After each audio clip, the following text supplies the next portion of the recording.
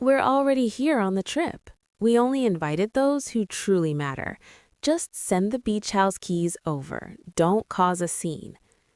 That was my stepmother, Diane, calling straight from my beach house, the one my late father left me, informing me I wasn't family enough to join my own family vacation. I smiled. I hung up. 3 days later, I did send the keys, tucked neatly inside a sealed envelope. When Diane opened it at a charity gala in front of 85 guests, her scream was so piercing the string quartet halted mid-note. But what lay inside that envelope, and why did it cause a 58-year-old woman to lose everything she'd spent 4 years quietly stealing? That's the part I need to share from the very beginning. Before I continue, please take a moment to like and subscribe, but only if this story truly resonates with you. Leave a comment telling me where you're watching from and what time it is there. My name is Abigail Vance. I'm 34 years old. I'm a landscape architect in Massachusetts, and this is the story of how I nearly lost my father's house and instead discovered my own voice. Now, let me take you back to a Tuesday morning in late June, the day that phone call changed everything. Before I can explain the envelope, you need to understand what White Rest truly means to me. White Rest is a classic shingle-style house perched on a bluff in Truro, Cape Cod, gazing out over the Atlantic. 4 bedrooms, a sweeping wraparound porch, and a view so vast it makes you forget your phone even exists. Harborline Associates valued it at $6.8 million in January 2024. But to me, it was never about the figure. It was about the man who bought it. My father, Raymond Vance, was an estate attorney with a modest practice in Hyannis and the sort of firm handshake that earned trust before he even spoke. He purchased White Rest in 2003 when I was 11, 2 years after my mother succumbed to ovarian cancer.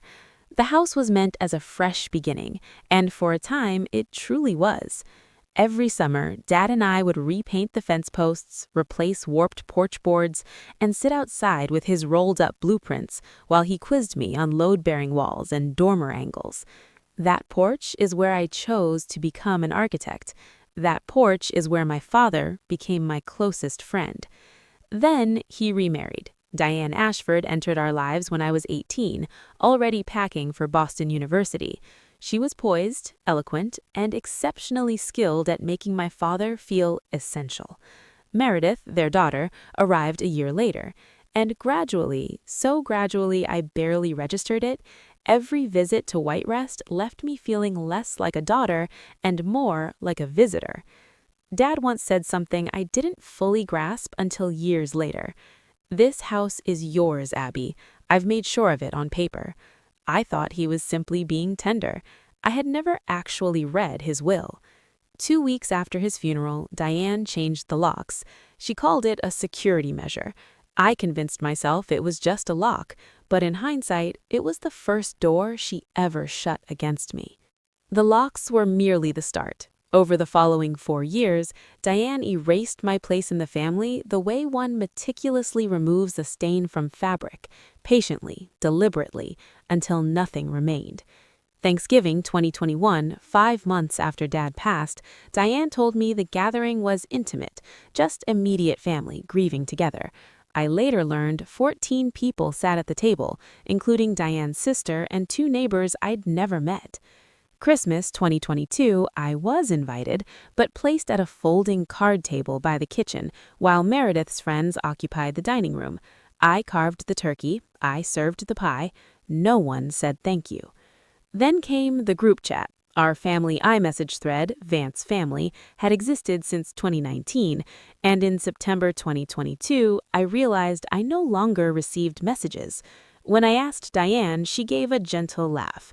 "Oh, we started a new one for planning. Must have been a glitch." There was no glitch. There was also no invitation to the new thread. Yet the thread that kept me anchored, the one I'm almost ashamed to confess, was the charity. The Raymond Vance Coastal Preservation Fund was created in Dad's name 3 months after his death. Its purpose, funding shoreline restoration along Cape Cod, a cause he championed throughout his career. I wanted to honor him, so I donated $2,000 every month, without fail, $24,000 each year. I sent it in my own name. But when the fund's annual report arrived each December, my contributions appeared under one line, the Ashford Vance family. My name was absent. I was giving $24,000 annually to a fund bearing my father's name. I had no clue where that money was truly going. I wouldn't discover the truth for another 18 months, and when I did, it changed everything. Tuesday, June 25th in the afternoon. I remember the exact time because I kept staring at my desk clock, debating whether to make the call. Every summer, the Vance family spent a week at White Rest. Every summer, I rearranged my project schedule to join them, and every summer for 4 years, I ended up alone, uninvited, invited too late, or told the dates had suddenly changed. But I kept trying because trying was the last remnant of belonging I still held. Diane answered on the third ring. I heard waves. I heard laughter. Meredith's, bright and carefree nearby. I heard ice clinking against glass. We're already here on the trip. We only invited those who truly matter. Just send the beach house keys over. Don't cause a scene. A pause, then quieter. And while we're at it, Marcus is drafting something for you to sign. It's about the house. It's time you made things official, Abigail. Your father would have wanted the whole family to share it. She hung up before I could reply. I sat in my studio, palms flat on the desk, chest constricted, vision faintly blurred. Then I opened my email. There it was, sent 45 minutes before the call, from Marcus Bentley, attorney at law. A voluntary quitclaim deed transferring sole ownership of White Rest to the Ashford Vance Family Trust. Signature deadline, 10 days. My father's will had left me that house, and now someone wanted me to erase it. That's when I picked up the phone again, not to call Diane, but to dial a number I'd kept in my contacts for 4 years and never used. Thomas Calloway, my father's oldest friend. Thomas Calloway's office sat on a quiet side street in Hyannis above a nautical bookshop that smelled of cedar and salt. I arrived by 2 p.m. the next afternoon, June 26th, facing a 61-year-old man with silver hair, reading glasses on a chain, and the steady calm of someone who'd been waiting for this moment far longer than I had. Your father asked me not to reach out first, Thomas said, sliding a manila folder across the desk. He said you'd come when you were ready. Inside lay a certified copy of Raymond Vance's last will and testament, amended March 15, 2021, 3 months before he died. I'd received a copy at the reading, but I'd never truly examined it closely.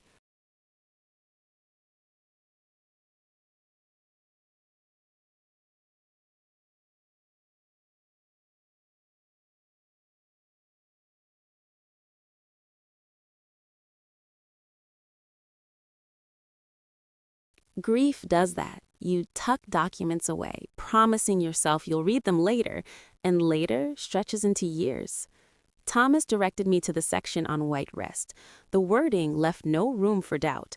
The property was bequeathed solely to Abigail Ayla Vance, free and clear, not marital property, not trust eligible, unequivocally mine.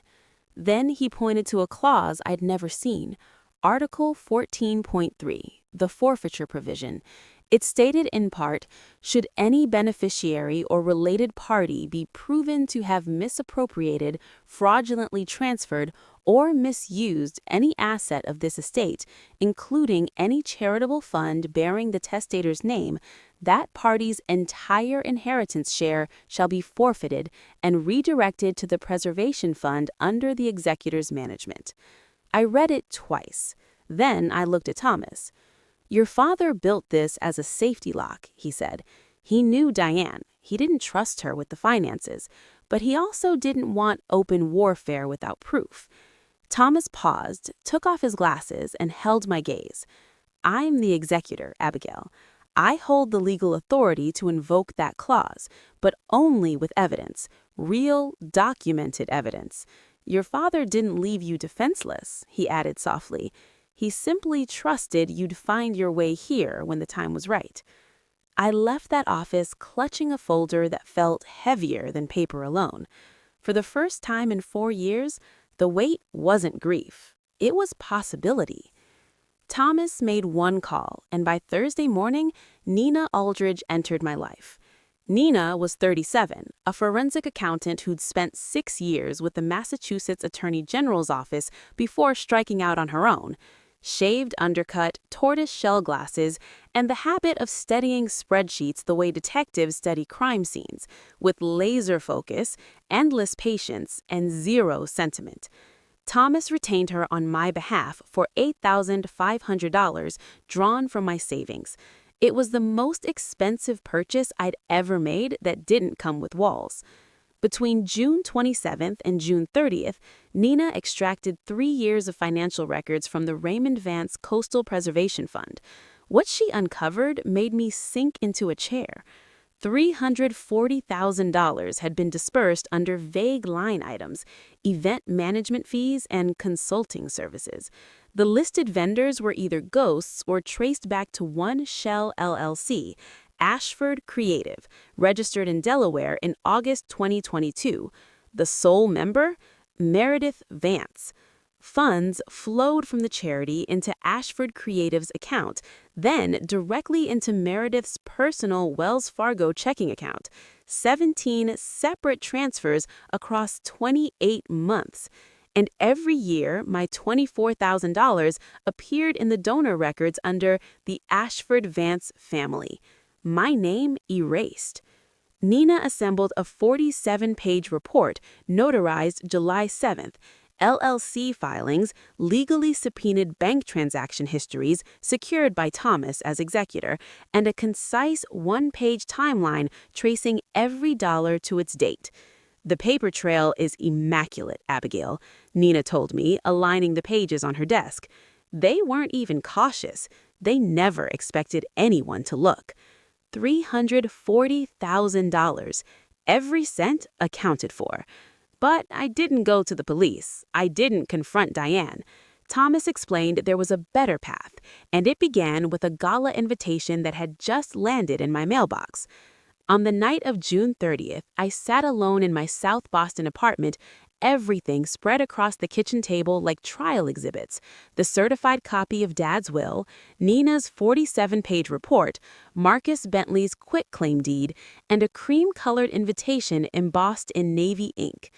The Raymond Vance Coastal Preservation Fund cordially invites you to our annual benefit gala, July 12th, Harborview Hotel, Edgartown, Martha's Vineyard. Cocktails at 6 p.m., dinner and program to follow. 85 confirmed guests. The guest list read like Cape Cod philanthropy royalty: the president of Cape Cod 5 Bank, 2 Edgartown selectmen, 3 real estate attorneys, Margaret Hale from the Cape Cod Times, and even more telling, a representative from the Massachusetts Attorney General's nonprofit division invited by Diane herself to showcase the fund's transparency. I lifted the framed photo of Dad from the bookshelf. He stood on the white rest porch, sleeves rolled, squinting into the sun, paintbrush raised like a conductor's baton. I could almost hear his voice. "A house is just wooden nails, Abby. What you build inside it, that's the legacy." At 11:47 that night, I emailed Thomas. "I'm not signing the quitclaim. I'll be at the gala. Let's do this the right way." He replied in 9 minutes. "Your father always said you'd know when it was time. I'll file the motion with Barnstable Probate Court on Monday. Hearing set for July 18th. I closed my laptop and stared at the table again. In 12 days, I would step into a room where my stepmother reigned and hand her an envelope capable of ending her reign. I had spent 4 years as the person who never made a scene. That chapter was finished. I sometimes wonder if Diane ever lay awake fearing someone might look too closely. Judging by what happened next, she never lost a minute's sleep. On July 2nd, Nina emailed me. Subject line, a single heart emoji. The message was far less tender. "Mom says you haven't signed the deed yet. She's adding you to the gala list as a courtesy, but she really hopes you won't make this awkward for everyone. Dad would hate that." Dad would hate that. She wielded our dead father like a leash and didn't even hesitate typing the words. That same day, Thomas spotted something in the court filings. Marcus Bentley had submitted a claim on July 1st at Barnstable Probate Court asserting White Rest was a jointly held marital asset. Because Raymond had used income earned during the marriage for maintenance and taxes, Diane held a lawful equitable interest. It was a long shot, but cleverly timed. If a judge entertained it, the dispute could stall for months. Then, Thomas obtained the gala's run of show from a board member contact. The plan was precise. After a tribute video honoring Raymond, Diane would step to the podium and announce that the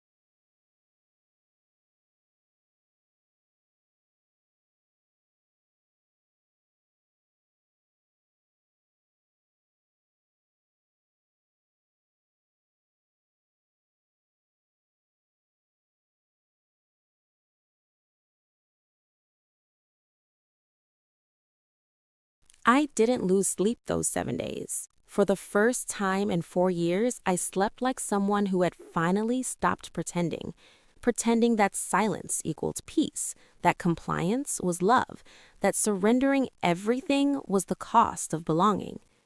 The envelope rested on my nightstand like a quiet grenade. In 48 hours, I would deliver it in person.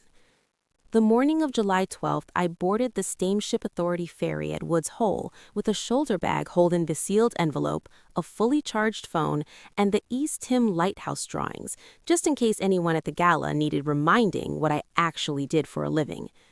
The crossing to Vineyard Haven lasted 45 minutes. I stood on the upper deck, watching Cape Cod recede, wind tugging my hair, thinking of every ferry ride I'd taken with Dad as a child.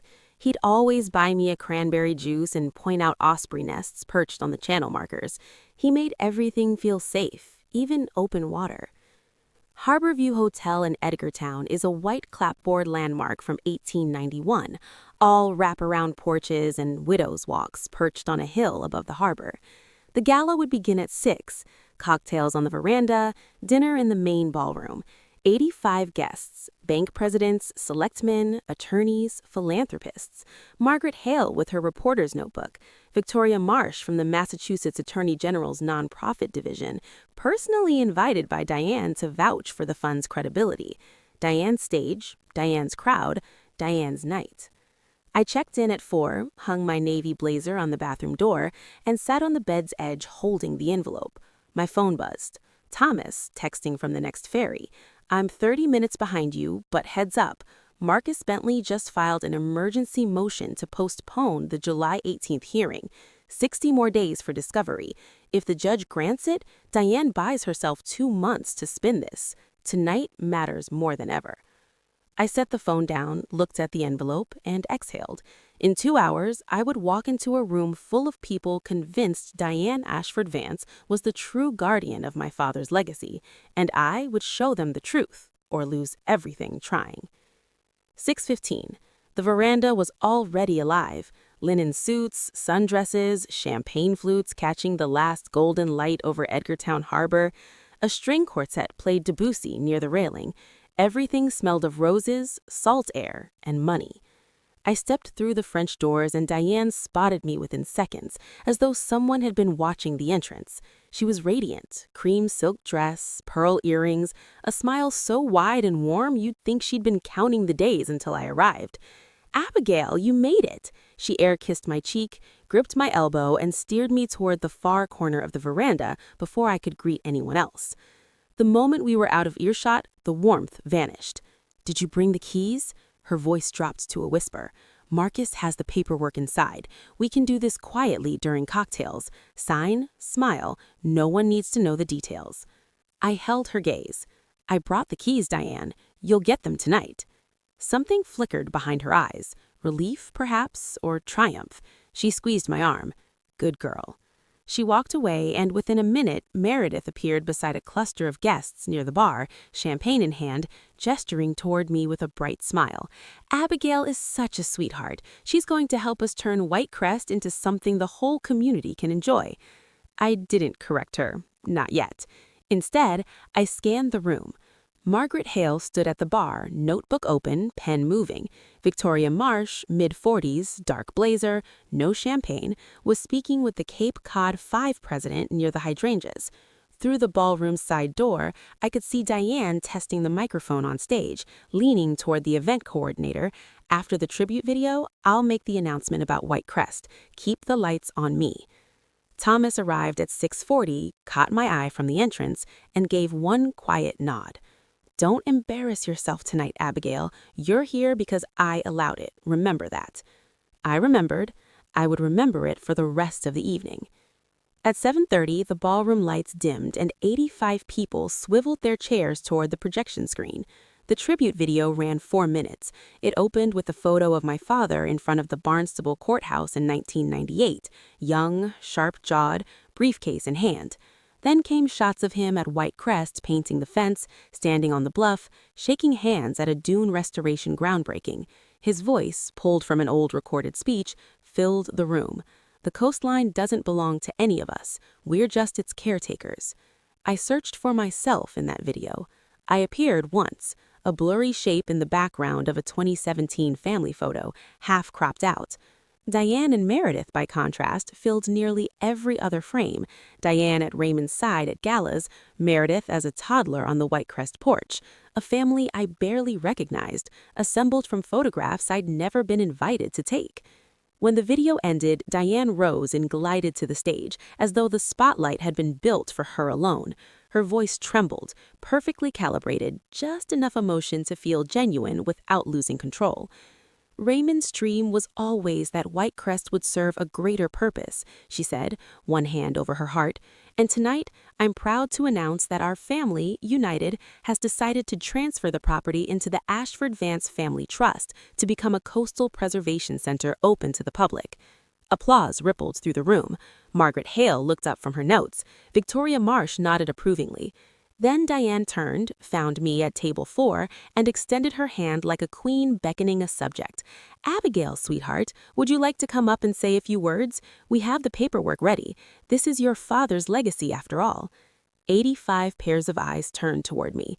The room fell silent, except for the faint clink of a glass near the back. I stood. I picked up the envelope from beside my plate and walked toward the stage. Diane was smiling, the smile of someone who believed she had already won. She had no idea the envelope in my hand wasn't surrender.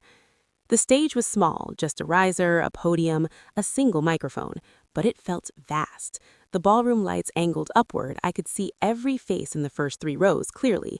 Benefactors, selectmen, Margaret Hale with her notebook frozen mid-word. Diane stood beside me, still smiling, her hand resting lightly on my shoulder as though presenting a prize. I leaned into the microphone. "Thank you, Diane, for that beautiful tribute," I said. My voice was steady, steadier than I'd expected.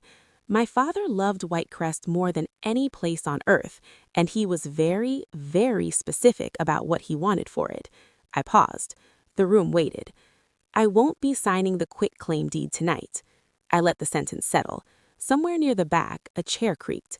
White Crest was left to me, solely to me, in my father's final will, dated March 15, 2021, and executed by his attorney and estate executor, Thomas Calloway, who was here tonight.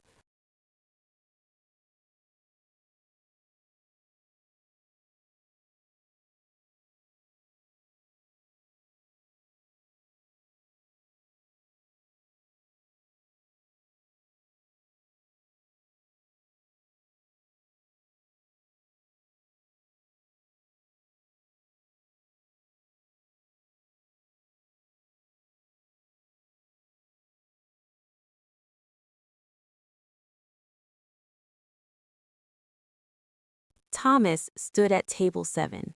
He adjusted his jacket, gave the room one quiet nod, and remained standing. Diane's hand slipped from my shoulder. The murmuring began, low, puzzled, spreading table by table like wind through tall grass. I turned to Diane and extended the envelope. "You asked for the keys," I said, voice still level. "They're in here, along with something else my father left, something I believe everyone in this room should know about." Diane's composure held for exactly 3 seconds. She took the envelope, tore it open. The white rest keys clattered onto the podium. Then she drew out the documents.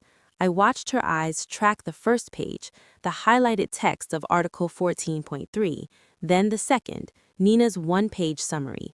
Summary of unauthorized disbursements, Raymond Vance Coastal Preservation Fund. Total, $340,000. The color drained from her face in stages, like a tide pulling back from sand. But Diane didn't collapse. She straightened her spine and faced the room. "This is absurd," she declared, voice rising. "Abigail is clearly acting out of grief. Marcus, tell them." She scanned the ballroom for Marcus Bentley. He was already on his feet at table 2, jaw locked, saying nothing. Thomas was moving toward the stage before Diane finished the sentence. He didn't hurry. He climbed the riser with the measured poise of a man who'd spent 40 years addressing judges. When he reached the microphone, he spoke the way my father once did, like every word had been weighed ahead of time. "My name is Thomas Calloway. I served as Raymond Vance's personal attorney for 23 years, and I am the court-appointed executor of his estate." He paused, letting the credentials land. "The will is unambiguous. White Rest belongs to Abigail Vance. It has never been subject to any family trust, marital claim, or shared arrangement." He turned a page in the folder he'd carried up. "Article 14.3 of the will contains a forfeiture clause drafted by Raymond himself, which states that any beneficiary or related party proven to have misappropriated funds from the estates, including the charitable fund bearing his name, forfeits their entire inheritance." Then the numbers. Ashford Creative LLC, registered in Delaware, August 2022. Sole member, Meredith Vance. Thomas read each fact like a court filing. 17 separate transactions over 28 months, $340,000 dispersed as consulting and events management fees to a company with no employees, no office address, no tax filings, and no documented deliverables. Meredith shot up at table 3, face flushed. "That's my consulting company. I did real work." Thomas didn't raise his voice. "The LLC has produced no invoices, no contracts, and no evidence of services rendered. The funds transferred directly to your personal bank account." Silence. Absolute ringing silence filled the ballroom. Victoria Marsh, the AG representative, set her glass down, pulled out her phone, and stepped toward the corridor.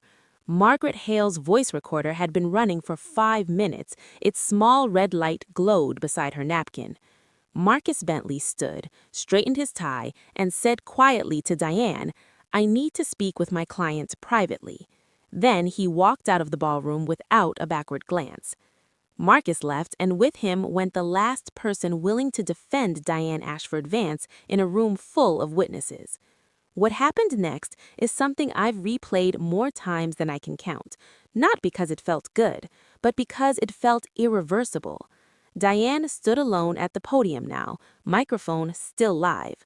The room was so quiet I could hear the harbor bell outside. She gripped the podium's edge with both hands and did the one thing she should never have done. She kept talking. "Raymond would be ashamed of you, Abigail." Her voice cracked, not from sorrow, from fury. "You're destroying this family for a house." No one moved. 85 people had just heard documented evidence that Diane had siphoned $340,000 from her late husband's charity, and now she was invoking his name to shame the daughter he deliberately protected. The silence stretched 3 long seconds. Then Gerald Whitmore, the man who'd called my lighthouse restoration meticulous, chairman of the Easton Preservation Council, stood at table 5. "I've worked with Abigail for 2 years," he said, gravel voice carrying without amplification. "I restored Eastham Lighthouse with a kind of integrity Raymond himself would have demanded." He paused, eyes fixed on Diane. "I think we all know who's destroying what here." Scattered applause broke out, then swelled, rippling across the room like a wave reaching shore. Diane seized Meredith by the wrist and turned for the exit. But as they passed table 3, Meredith, crying now, mascara streaking, spoke into the still live wireless mic clipped to the floral centerpiece. "You promised no one would find out, Mom." The words rang through the speakers clear as a bell. Margaret Hale wrote them down verbatim. Diane didn't look back. The ballroom doors closed behind them, and the string quartet, uncertain what else to do, began playing again, softly, as though music might undo what everyone had just witnessed. It wouldn't. Victoria Marsh returned from the corridor and went straight to Thomas. "My office will request a full audit of the fund first thing Monday," she said, voice low but firm. "This isn't just a family matter anymore."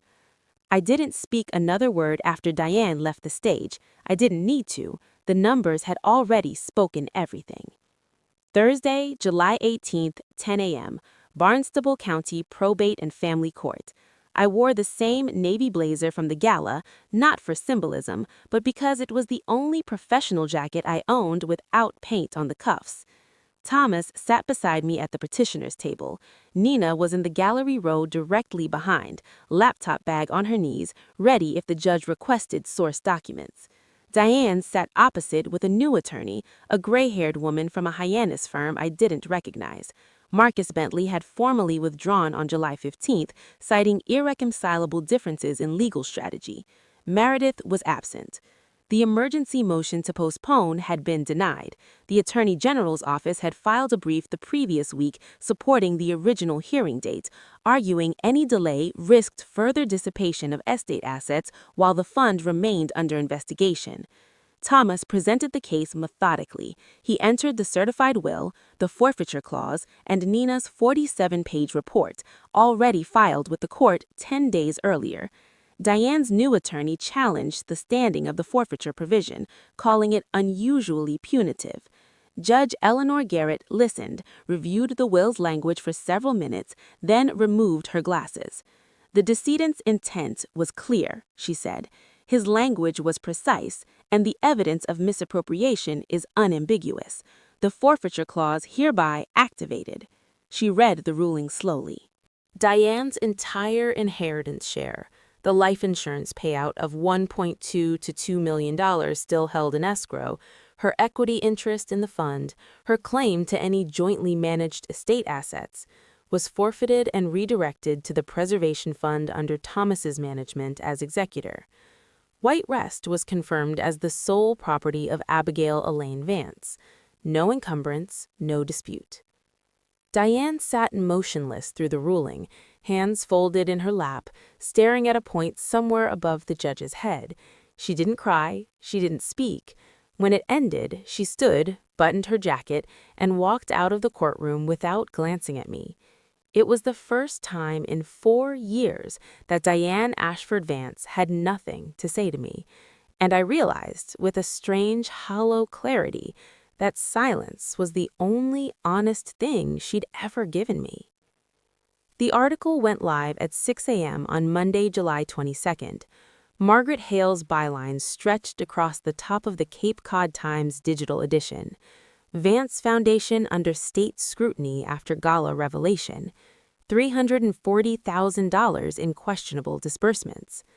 2,200 words, front page of the online edition, citing the audit report, a statement from Victoria Marsh's office, and on-the-record confirmation from Thomas that the forfeiture clause had been activated by judicial order. The article didn't name me as the person who brought the evidence forward. Thomas, in his capacity as executor, was the formal complainant. I was mentioned once. Abigail Vance, the sole heir to the White Rest property and a licensed landscape architect specializing in historic coastal restoration. That was enough. That was more than Diane had ever allowed me to be in print. By noon, my phone held 47 unread messages. Friends, former classmates, colleagues, people I hadn't heard from in years, reaching out with some version of, "I had no idea," or "I always thought something was off." Gerald Whittemore texted a single line, "Proud of you, kid." The institutional fallout was swift. Cape Cod 5 announced the suspension of its $50,000 annual grant to the fund, pending the Attorney General's review. 2 individual donors, both gala attendees, withdrew pledges totaling $35,000. Diane posted a Facebook status that evening. "My family is going through a difficult time. I ask for privacy." It received 12 likes and 43 comments, most of them questions she left unanswered.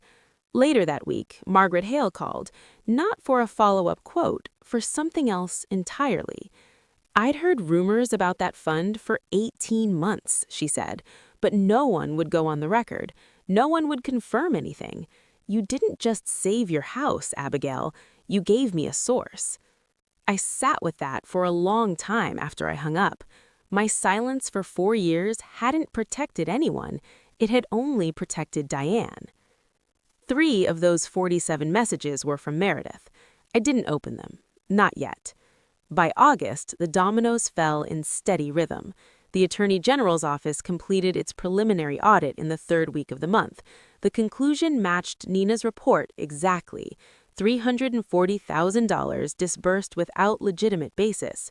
Diane and Meredith were ordered to repay the full amount within 120 days, or face civil charges under Massachusetts General Laws, Chapter 12, Section 8, the state's charitable fraud statute. Ashford Creative LLC was ordered dissolved by the Delaware Division of Corporations. Diane was removed as chair of the fund's board of directors. Thomas was appointed interim administrator with oversight from the AG's office. For the first time since its creation, the fund had a financial structure my father would have actually recognized. The personal toll was steep and precise. Diane's condominium in Brooklyn, valued at $890,000, was leveraged against the repayment obligation. Meredith sold her BMW X5 and a 28-foot sailboat. Combined with the forfeited inheritance of $1.2 to $2 million, their total financial loss reached approximately $1.635 million, plus an estimated $95,000 in legal fees. The social cost was harder to quantify, but impossible to miss. Diane was removed from the organizing committee of the Cape Cod Summer Arts Festival. Her membership at the Waiano Club was quietly revoked. No public statement, just a letter and a returns deposit. 2 families in her Brooklyn neighborhood, people she dined with for years, stopped extending invitations. The money's traceable, the LLC is dissolved, and the AG's office has everything they need, Nina told me during our final meeting. Financially, they're done. I thanked her, paid the remaining balance on her fee, and drove home through late summer traffic thinking about a word I hadn't used in 4 years. Enough. For the first time, it meant something different. Not, "I'm not enough," but "this is enough. This is where it stops." The message came at 3:17 a.m. on a night in late August when I couldn't sleep either. Meredith's name glowed on my phone screen, and I almost didn't open it. But something about the timestamp, the rawness of reaching out at 3 a.m., made me swipe. "I know you probably won't read this, but I didn't know about the LLC when Mom set it up. She told me it was legitimate, consulting. I signed what she told me to sign. I'm not saying I'm innocent. I'm saying I didn't know how deep it went." I read it 4 times, sitting up in bed, the phone's blue light making my apartment feel like the bottom of a pool. I didn't respond, not because I didn't believe her. Parts of it rang true. The way Meredith had always deferred to Diane, the way she'd been trained since childhood to nod and comply. But believing someone's confusion doesn't erase their choices. She signed every invoice. She deposited every check. The next morning, I called Nina. Is there evidence Meredith knew the LLC was fraudulent? Nina was quiet for a moment. Meredith signed every invoice. She received every payment. Whether she understood the legal implications is a question for a court, not for me. Fair enough. I thought about Meredith for days afterward. 26 years old, raised under Diane's roof and Diane's rules, never taught to question, never required to earn. If I'd grown up in that house instead of on the White Rest porch with Dad, would I be different? I didn't know, but I knew that understanding someone's circumstances didn't mean accepting what they'd done with them. Have you ever had someone in your life who hurt you? Not out of malice, maybe, but out of weakness. Someone you couldn't quite hate and couldn't quite forgive. I'd love to hear how you handled it. Share in the comments. I didn't respond to Meredith that night, but I saved her message. I had a feeling I'd need to read it again when I was ready to decide what kind of sister I wanted to be. September arrived the way it always does on Cape Cod, with a sharpening of the light and a thinning of the crowds, and for the first time, the season felt like mine. Gerald Whittemore invited me to join the East Hampton Preservation Council as an architectural advisor. It was a volunteer position with no salary and a title that wouldn't impress anyone at a cocktail party, but it was the first time my name appeared on any board in the Cape Cod conservation community, and it appeared because of my work, not my last name. The Cape Cod Chronicle published a feature on the Eastham Lighthouse restoration in mid-September. The article focused on the building, its history, its structural challenges, and the 18 months of careful work that pulled it back from the brink of condemnation. My name appeared in the fourth paragraph. Abigail Vance, the project's lead architect, has earned a reputation for meticulous preservation work that balances historical integrity with modern resilience. There was no mention of the gala, the fund, or Diane. And that was precisely what I wanted, to be known for what I built, not for what almost got taken from me. My studio's phone began ringing more often after that. 3 new restoration contracts came in from Cape Cod homeowners between September and November, totaling $420,000 in projected revenue, more than double what I'd earned the previous year. I turned down 2 podcast invitations and 1 request for a magazine profile. It's a private matter, I told each of them. The courts handled it. I wasn't being modest. I was being deliberate. The story I wanted to tell with my life wasn't about revenge. It was about work, roots, and the stubborn act of building things that last. Victoria Marsh sent Thomas a letter in October thanking him for his cooperation. Her office was reviewing oversight protocols for family-managed charitable funds in Massachusetts, using the Vance case, anonymized, as a reference study. My father's name was becoming what it should have been all along, a standard, not a prop. In October, Diane reached out, not to me directly, but through Thomas. She wanted to meet. She said she wanted to talk. I agreed, but on my terms. Thomas's office in Hyannis, Thomas present as mediator, no attorney from Diane's side, no Meredith, no recordings from her end. If she wanted a conversation, it would happen in a room with clear walls and clear rules. We met on a Thursday afternoon. Diane looked smaller than I remembered, or maybe she simply looked her age for the first time. No pearls, no silk, just a gray cardigan buttoned to the collar, her hands wrapped around a paper coffee cup she never sipped from. She cried. I expected that. She said, "I only wanted to protect what Raymond built." I'd expected that too. I let her finish, then I spoke. I'd rehearsed this, not for drama, but for precision, because I knew if I didn't get the words exactly right, I'd either say too little or too much. Diane, you didn't protect what he built.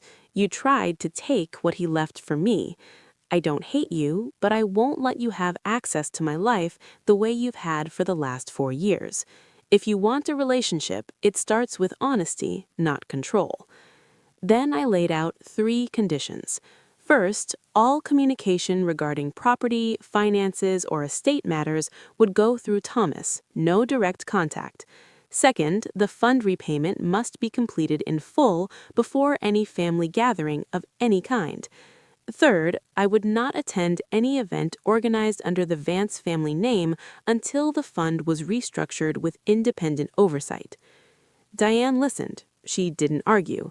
When I finished, she said quietly, almost to herself, "You sound just like your father." "Thank you," I said. "That's the best thing you've ever said to me." A boundary isn't a punishment, and I wanted her to understand that. It's the price of staying in someone's life when trust has to be rebuilt from nothing. I responded to Meredith's message in November, 2 months after she'd sent it. I kept it short. "I read your message. I believe you didn't understand the full picture, but you benefited from it, and that's something you have to own. If you want to talk, I'm open to it, but not as your sister who forgives everything, as someone who expects you to be honest."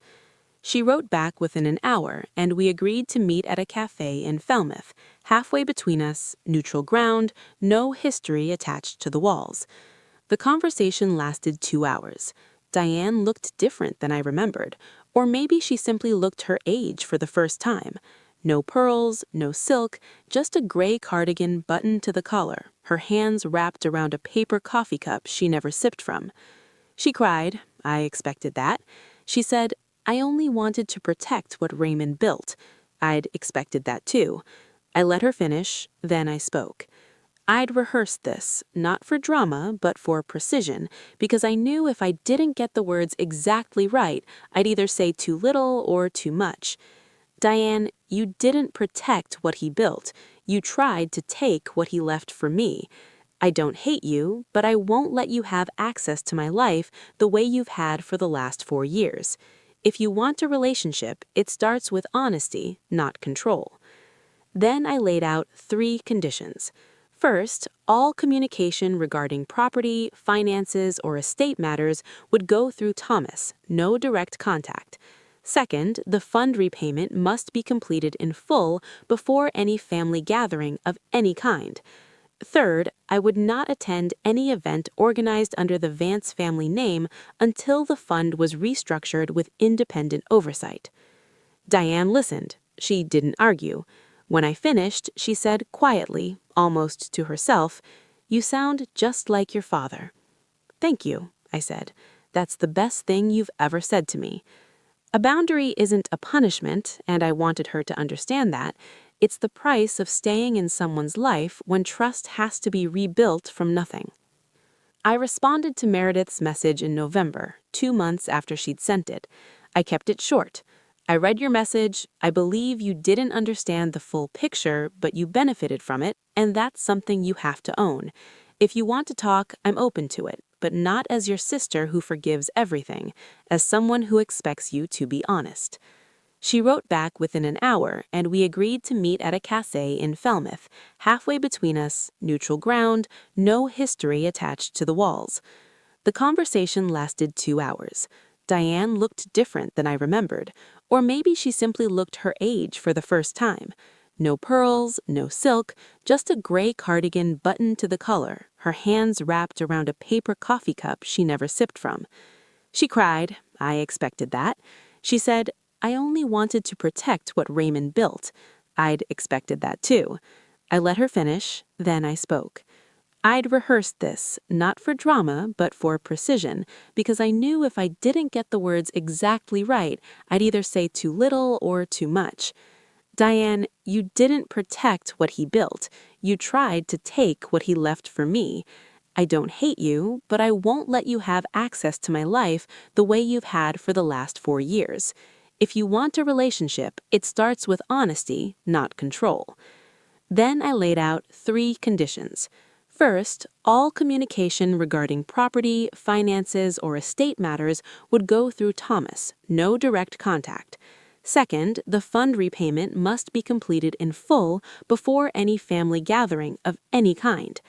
Third, I would not attend any event organized under the Vance family name until the fund was restructured with independent oversight. Diane listened. She didn't argue.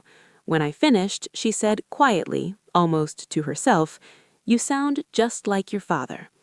"Thank you," I said. That's the best thing you've ever said to me. A boundary isn't a punishment, and I wanted her to understand that. It's the price of staying in someone's life when trust has to be rebuilt from nothing. I responded to Meredith's message in November, 2 months after she'd sent it. I kept it short. I read your message. I believe you didn't understand the full picture, but you benefited from it, and that's something you have to own.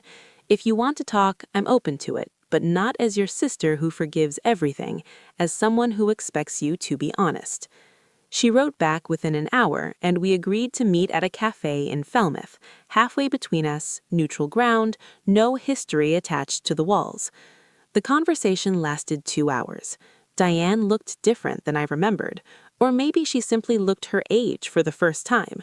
No pearls, no silk, just a gray cardigan buttoned to the collar, her hands wrapped around a paper coffee cup she never sipped from. She cried. I expected that. She said, I only wanted to protect what Raymond built. I'd expected that too. I let her finish, then I spoke. I'd rehearsed this, not for drama, but for precision, because I knew if I didn't get the words exactly right, I'd either say too little or too much. Diane, you didn't protect what he built. You tried to take what he left for me. I don't hate you, but I won't let you have access to my life the way you've had for the last 4 years. If you want a relationship, it starts with honesty, not control. Then I laid out 3 conditions. First, all communication regarding property, finances, or estate matters would go through Thomas, no direct contact. Second, the fund repayment must be completed in full before any family gathering of any kind. Third, I would not attend any event organized under the Vance family name until the fund was restructured with independent oversight. Diane listened. She didn't argue. When I finished, she said quietly, almost to herself, "You sound just like your father." "Thank you," I said. "That's the best thing you've ever said to me." A boundary isn't a punishment, and I wanted her to understand that. It's the price of staying in someone's life when trust has to be rebuilt from nothing. I responded to Meredith's message in November, 2 months after she'd sent it. I kept it short. I read your message. I believe you didn't understand the full picture, but you benefited from it, and that's something you have to own. Thomas completed the restructuring over the holidays. When he walked me through the final documents in his Hyannis office, I could see the relief on his face, the kind that comes not from victory, but from a promise finally kept. The Raymond Vance Coastal Preservation Fund retained its original name. Dad had chosen it, and no one else's hands would change that. But everything underneath was rebuilt. Gerald Whitmore was installed as the new board chair, bringing 40 years of nonprofit governance and a zero-tolerance policy for undocumented disbursements. Nina Aldrich agreed to serve as part-time treasurer on a transparent, contracted basis, the fund's first financial officer with actual forensic credentials. The Attorney General's office mandated an independent audit every 12 months, conducted by a rotating external firm. Cape Cod 5 reinstated its $50,000 annual grant, contingent on the new audit provisions, a condition the bank had never imposed before, and one Thomas welcomes without hesitation. Accountability, he told me, isn't a burden, it's a foundation. Then came the part that surprised even Thomas. I decided to convert White Rest's ground floor into a summer residency program for architecture students, 4 fellows, 6 weeks, working on real preservation projects along the Outer Cape under professional mentorship. I called it the Vance Fellowship. The first cohort would arrive in June. I kept the second floor as private space. A bedroom, a drafting table by the window, the porch where Dad's letter had waited under the floorboards. That wasn't a sacrifice. It was a design choice, the same kind Dad had taught me, how to share a building without losing the room that matters most. My father left me a house, I told Thomas the day we signed the fellowship's charter. I'm turning it into a school. I think he'd like that. Thomas smiled, the first real, unguarded smile I'd seen from him in 7 months. He'd like it very much, he said, but he'd still want you to repaint that fence every summer. I laughed. It was the first time I'd laughed about Dad without it hurting. June 2026, 1 year to the week since Diane's phone call. I stood on the White Rest porch with a mug of coffee, watching 4 architecture students from 3 different universities measure fence posts in the early morning light. They were arguing about joist spacing, the kind of argument Dad would have loved, the kind he used to settle by handing you a level and saying, "Don't guess, measure." My studio in South Boston now had 2 employees, Carrara, a structural drafting specialist, and Leo, a recent graduate from Wentworth, who reminded me of myself at 23, all precision and quiet stubbornness. Annual revenue for 2025 had come in at $680,000, up from $310,000 the year before. I'd signed a contract in April to restore a historic church in Provincetown, the kind of project that would have made Dad pull out a chair and ask me to walk him through every elevation. Meredith and I saw each other once a month.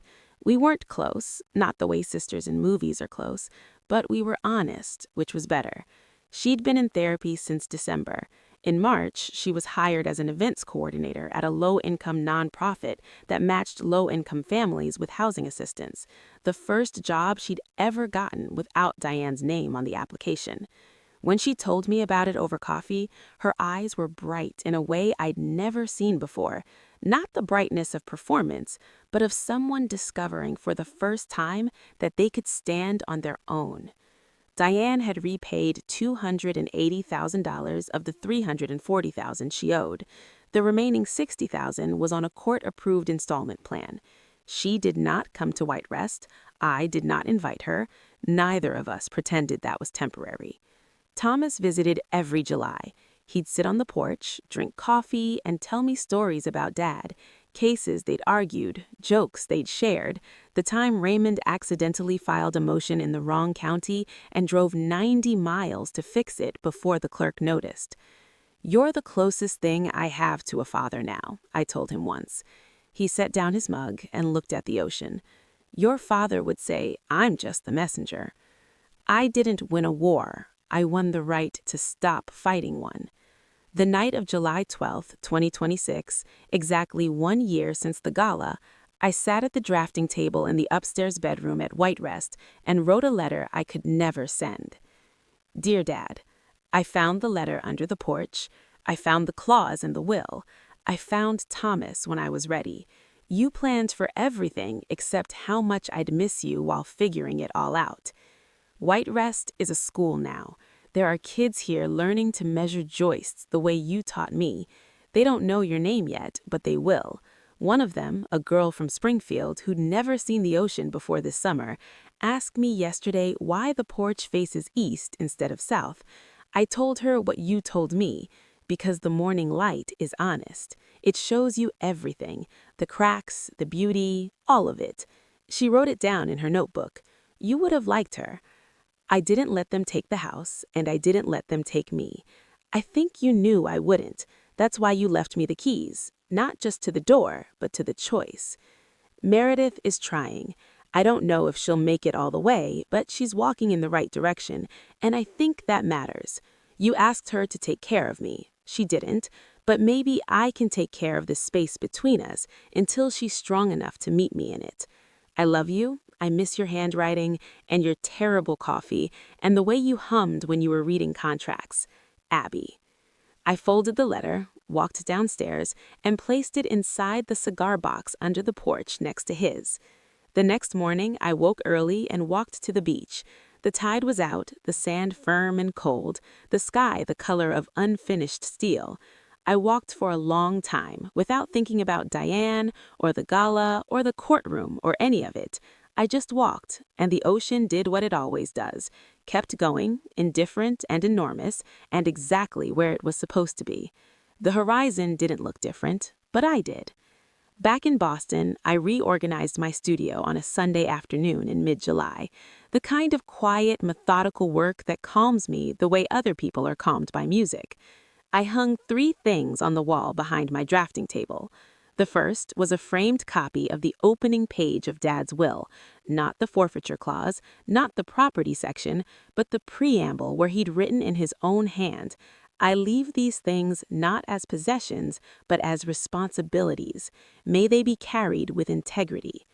The second was a photograph of the Eastham Lighthouse after restoration, taken from the bluff at sunset, proof that broken things can be made whole if someone cares enough to learn how. The third was the charter for the Vance Fellowship, signed by its first 4 students in June, their names written in careful block letters, like a kind of promise. That evening, I wrote Thomas an email. "I've decided to stop attending any event that uses Vance Family as any label for anything other than the fund. From now on, I'm Abigail, an architect, a fellow, a friend, not Raymond's daughter, not Diane's stepdaughter, just me." He replied before I'd closed the laptop. "That's the most Raymond Vance thing you've ever said." I smiled at the screen, shut it, and walked outside. South Boston in July is loud and bright and unapologetic, car horns and laughter and someone grilling on a rooftop 3 buildings over. I stood on the sidewalk and let the city move around me for a minute, feeling something I didn't have a clean word for. Not happiness exactly, not relief, something more like alignment, the sense that the life I was living and the person I was had finally caught up to each other. I used to think legacy was something you inherited. Now I know it's something you build, one boundary, one blueprint, one honest choice at a time. That's my story. If any part of it felt familiar, the silence, the pressure, the moment you realized you deserved better, I hope this gives you permission to protect yourself the way my father protected me, not with anger, but with preparation and principle. If this story stayed with you, please hit like and subscribe, and check the description below. There's another story there about someone who was told they'd never be enough. They proved everyone wrong. I think you'll want to hear it. Thank you for listening. Take care of yourselves and your boundaries.